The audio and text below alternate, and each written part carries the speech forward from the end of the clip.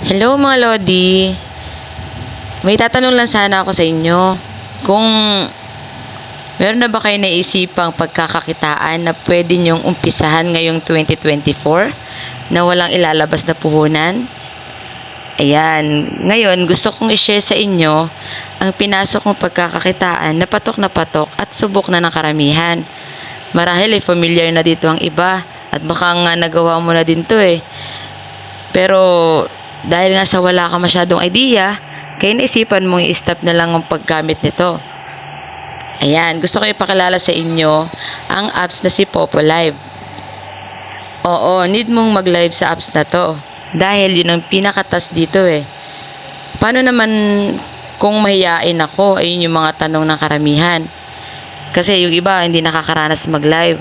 At takot talaga mag-live kasi takot humarap sa maraming tao.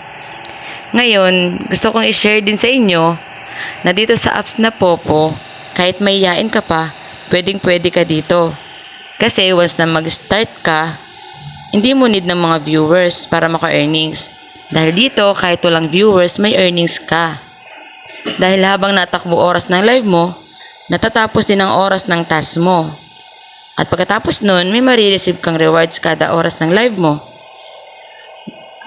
At meron nga palang dalawang klase ng task si Popo Live. Una, solo live. Dito naman, ikaw lang ang dapat makita sa screen ng phone mo. Pangalawa naman, yun yung party live. Kailangan naman dito ay magjo-join ka sa party live ng ibang member para sa task mo. Depende na yun sa oras ng task mo kung ilang oras. Ayan, hanggang dito na lang po muna yung video ko for today's video. At sana po, wag niyo po kalimutan mag-subscribe, mag-follow sa page ko, at para po ma-notify po kayo at subaybayan niyo po yung mga video po na susunod kong i-upload. At para mas maintindihan niyo po kung ano ba talaga si Popo. Thank you for watching. Bye-bye!